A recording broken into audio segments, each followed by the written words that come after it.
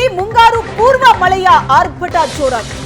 ರಾತ್ರಿ ಸುರಿದಂತ ಧಾರಾಕಾರ ಮಳೆಗೆ ಮನೆಯೊಂದು ಕುಸಿದು ಬಿದ್ದಿದೆ. ಮೂಡಿಗೆರೆ ತಾಲೂಕಿನ ಜಿ ಹೊಸಳ್ಳಿ ಗ್ರಾಮದಲ್ಲಿ ನಡೆದಂತ ಘಟನೆ ಇದು.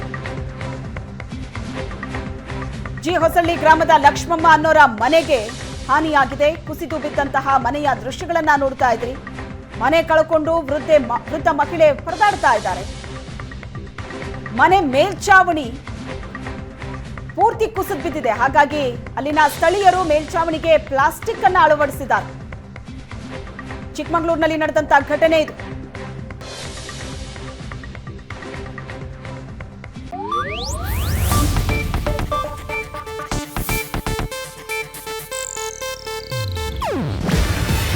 ಇದು ಏಷ್ಯಾನೆಟ್ ನ್ಯೂಸ್ ನೆಟ್ವರ್ಕ್ ಪ್ರಸ್ತುತಿ. ನೀವು ನೋಡ್ತಿದ್ದೀರಾ ಏಷ್ಯಾನೆಟ್ ಸುವರ್ಣ ನ್ಯೂಸ್.